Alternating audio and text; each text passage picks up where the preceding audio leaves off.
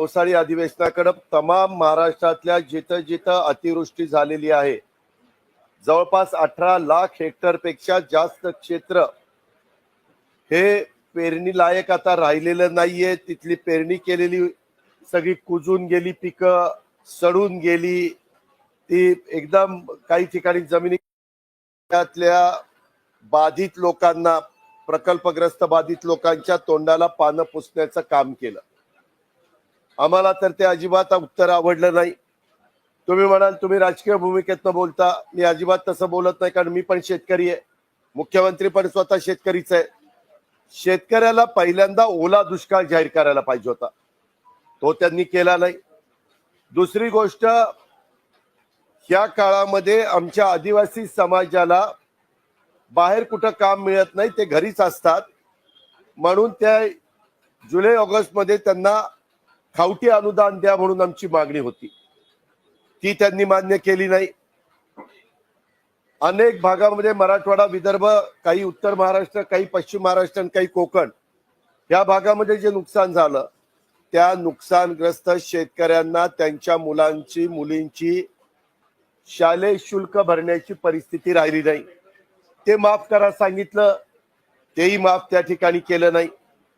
आता त्या शेतकऱ्याला भरीव अशा प्रकारची आर्थिक मदत 75,000 रुपये हेक्टरी आणि फळबागांना 1.5 लाख रुपये हेक्टरी, तशी पण त्यांनी ती मदत जाहीर केली नाही। आणि हे सगळं करत असताना विरोधी पक्षाला धमकीवजा सूचना देण्याचं काम केलं। धमकी डायरेक्ट दिली नाही, परंतु आम्ही तुम्हाला त्याच्या संदर्भातल्या चिठ्ठी चपाट्या काढाव्या लागतील, असं कधी या महाराष्ट्रामध्ये घडत नव्हतं। एकीकडे म्हणायचं आम्ही तुम्हाला धमकी देत नाही, आणि एकीकडे मात्र त्या गोष्टीचा ओझरता उल्लेख करायचा, आणि बाकीचं ज्या कामाकरता आम्ही हे सगळं भूमिका मांडण्याचं काम केलं, दौरे करून शेतकऱ्यांच्या मनामध्ये काय आहे ते तिथं मांडण्याचा प्रयत्न केला। जी जनावरं वाहून गेली त्याच्याबद्दल पण उत्तर नाही, किंवा त्याचे पंचनामे कसे करणार, त्याचं पोस्टमार्टम कसं करणार। वाहून गेलेली आहेत, म्हणाले त्याच्यातनं मार्ग काढू, पण मार्ग काय बाबा? इतक्या तारखेच्या आत या महाराष्ट्रातल्या शेतकऱ्यांना हा सगळा पैसा मिळेल याही बद्दलचं ठोस उत्तर त्या ठिकाणी दिलं गेलं नाही। त्याच्या संदर्भामध्ये फक्त असं काहीतरी थातूर मातूर उत्तर देण्याचा प्रयत्न या निमित्तानं झालेला आहे। तसंच नादुरुस्त रस्ते, नादुरुस्त वीज वाहिन्या, ट्रान्सफॉर्मर ह्याच्याबद्दल सांगितलं नाही। धरणं भरलेली आहेत त्याबद्दल आम्ही सांगितलं की अजून 1 महिना पावसाचा आहे, त्याकरता कार्यकारी अभियंत्याच्या लेवलचा माणूस आपल्या रात्रीच्या काळात त्या धरणावर तुम्ही नेमला पाहिजे, त्याच्याही बद्दल त्यांनी काही उत्तर दिलं नाही। तसंच आम्ही यापूर्वी ज्या काही मागण्या केल्या त्याही मागण्याच्या संदर्भामध्ये त्यांनी काही सांगितलं। दुसरी गोष्ट, 65 मिलीमीटर एका वेळेस पाऊस पडल्यानंतर त्या शेतकऱ्याला मदत होते।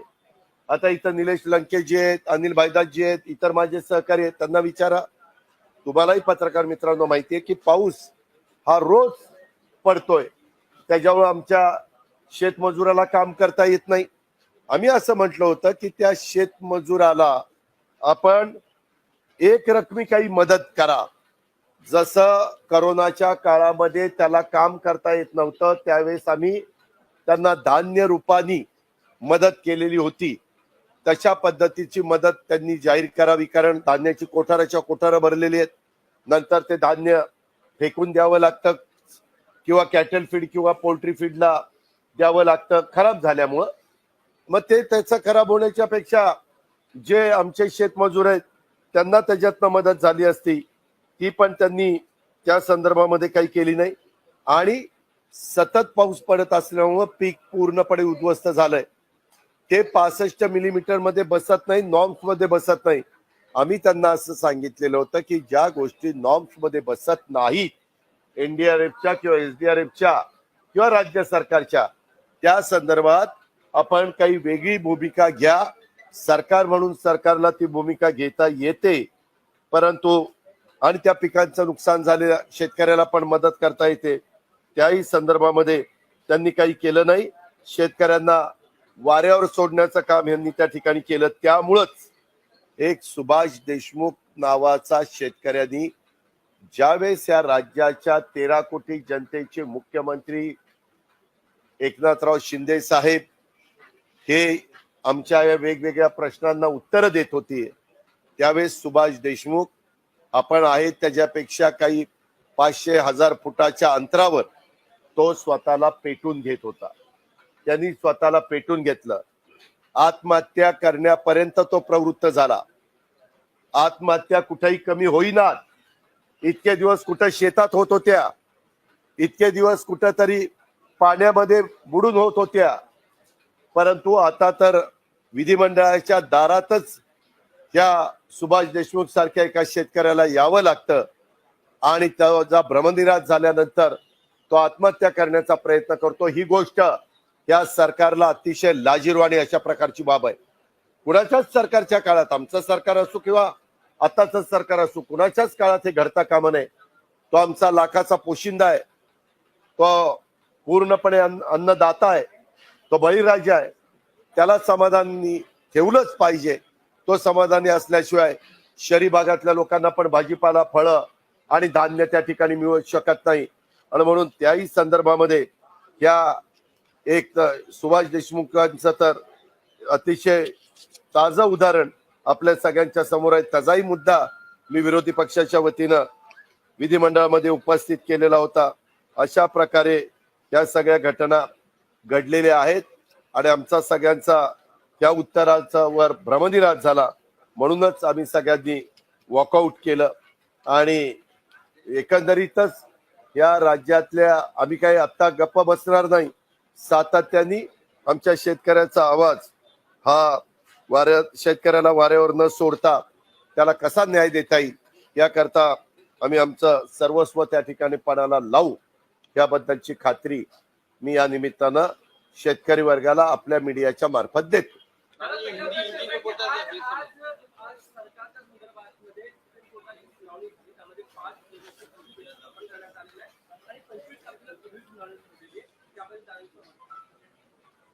यामध्ये काय झालं, सगळ्या महाराष्ट्राची सगळ्या आमच्याही लोकांची अपेक्षा होती की बाबा धनुष्यबाण या चिन्हाबाबत निवडणूक आयोगाच्या सुनावणीला 2 दिवसाची स्थगिती सुप्रीम कोर्टाचा आज आदेश आला अशी एक माहिती मला मिळाली.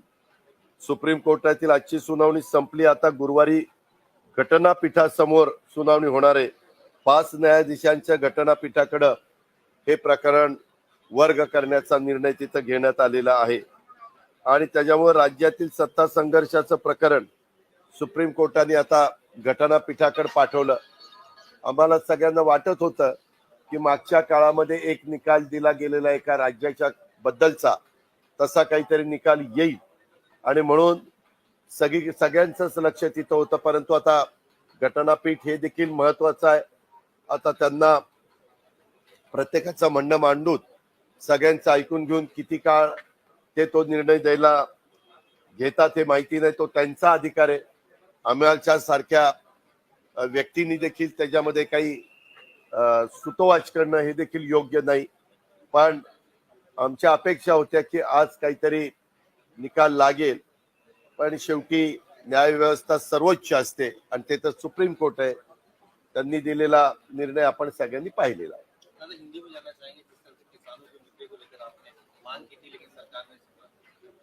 किसानों के मुद्दे पे हमने जब अधिवेशन शुरू हुआ तब से ये मुद्दा उठाया था.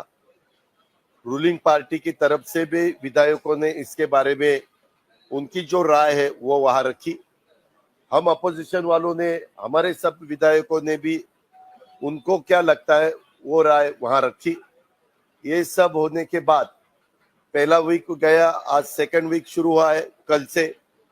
और कल हमें चीफ मिनिस्टर जी ने बताया कि मैं कल दोपहर के बाद क्वेश्चन आवर के बाद इसके बारे में गवर्नमेंट का क्या कहना है, गवर्नमेंट ने क्या डिसीजन लिया है और काश्तकारों को कैसी मदद हुई है या फार्मर्स को क्या मदद होने वाली है वो मैं बताऊंगा.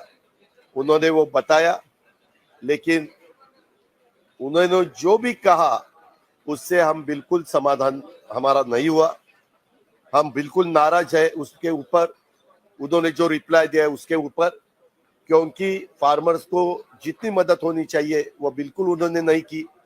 इसीलिए कुछ घंटे पहले ये राज्य के मुख्यमंत्री सभागृह में इसके बारे में रिप्लाई दे रहे थे, फार्मर्स के जो ये पूरग्रस्त एरिया के बारे में। और 1000 फुट के अंतर पे एक हमारा सुभाष देशमुख नाम का फार्मर खुदकुशी कर रहा है, उन्होंने खुद को जलाया। ऐसे एक सिचुएशन इस विधिमंडल के नजदीक वहां तैयार हुई। ये सब इस गवर्नमेंट को, बहुत लोगों का उनके ऊपर विश्वास नहीं है ये गवर्नमेंट के ऊपर, इसीलिए लोग खुदकुशी कर रहे हैं।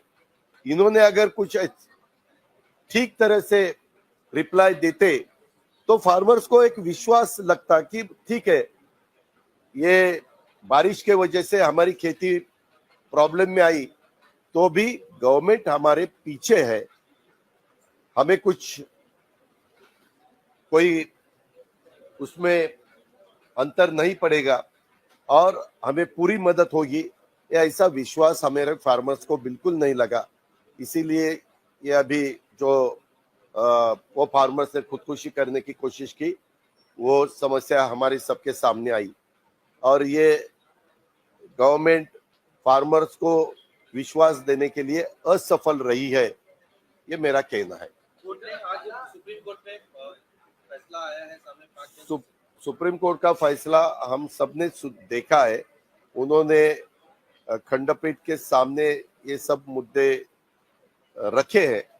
अभी उसको कितना टाइम लगेगा मुझे मालूम नहीं, लॉयर को पूछना पड़ेगा, लेकिन खंडपीठ के सामने जो भी मुद्दे जाएंगे उसके बारे में जल्द से जल्द डिसीजन होना चाहिए, क्योंकि महाराष्ट्र में और पूरे देश में जो डेमोक्रेसी है उसके लिए ये डिसीजन सुप्रीम कोर्ट की तरफ से बहुत जल्द से जल्द मिलना की आवश्यकता है और वो मिलने के लिए हम हमारी तरफ से कोशिश करेंगे। राज ठाकरे म्हणतात की आता नो टू हलाल असं त्यांनी एक क्या नो टू हलाल म्हणजे हलाल आता चालणार नाही, एक झटका या ठिकाणी आता चालेल।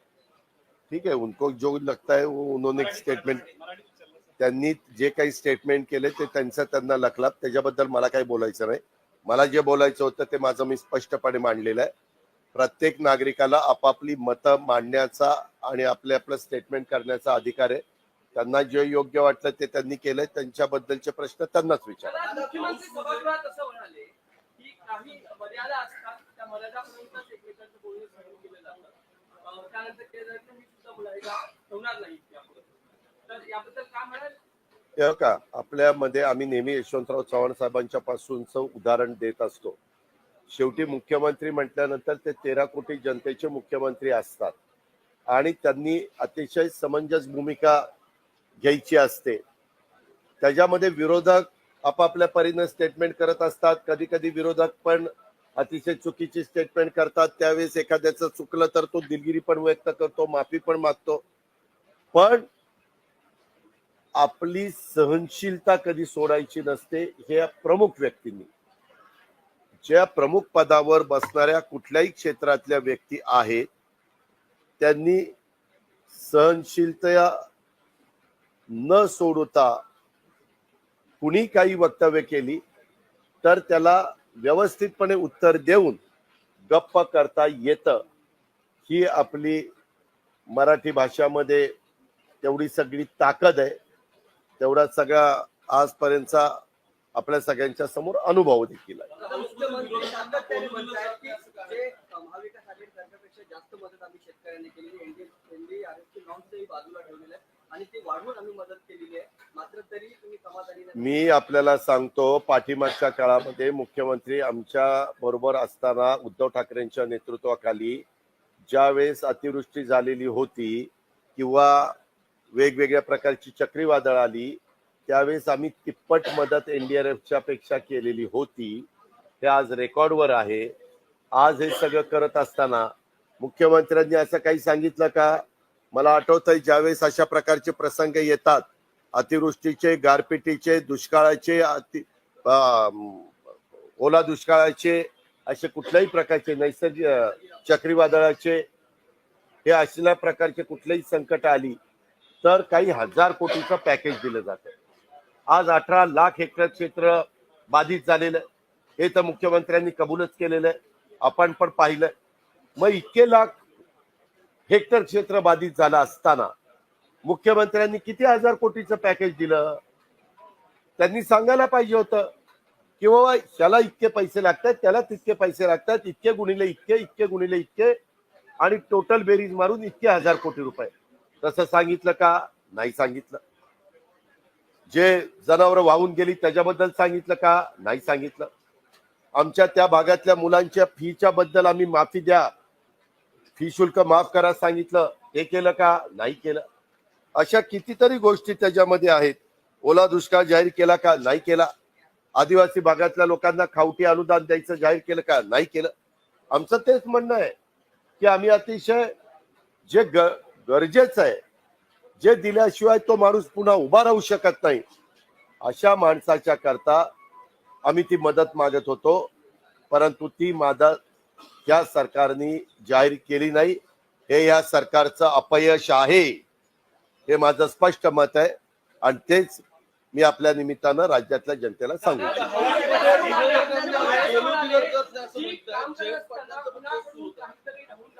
याचा अर्थ मी त्याला शोधणार आहे असं नाहीये. मी धमकी देत नाही किंवा इशाराही देत नाहीये, पण खरं काम करत असताना कुठेतरी ठीक आहे. मुख्यमंत्र्यांना जे वाटलं ते त्यात बोललेले आहेत. शेवटी जे ज्या पदावर असतात त्यांना बोलण्याचा पूर्ण अधिकार असतो. जनतेने पाहावं विरोधी पक्ष काय बोलतो, सत्ताधारी पक्ष काय बोलतोय, आताच्या अडचणीमध्ये असणाऱ्या पूरग्रस्त भागातल्या लोकांना काय मदत होते.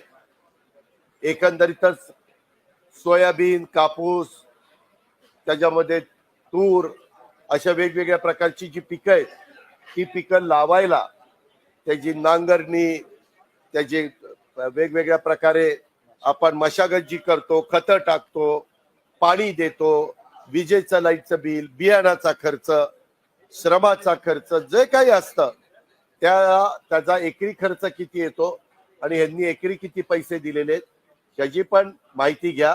आपल्यालाच कळेल की एकरी सोयाबीनला, एकरी कापसाला, एकरी इतर कुठल्याही पिकाला जो खर्च येतो, खर्च तेवढ्या देखील मदत या सरकारने त्या अडचणीतल्या माझ्या बळीराजाला, त्या अन्नदात्याला, त्या असणाऱ्या आमच्या सहकार्याला, शेतकऱ्याला केलेली नाही. हेच या सरकार अजिबात शेतकऱ्यांचा विचार करणारं नाहीये. हे शेतकरी विरोधी सरकार आहे, हे आजच्या रिप्लाय वरून सिद्ध झालं. धन्यवाद.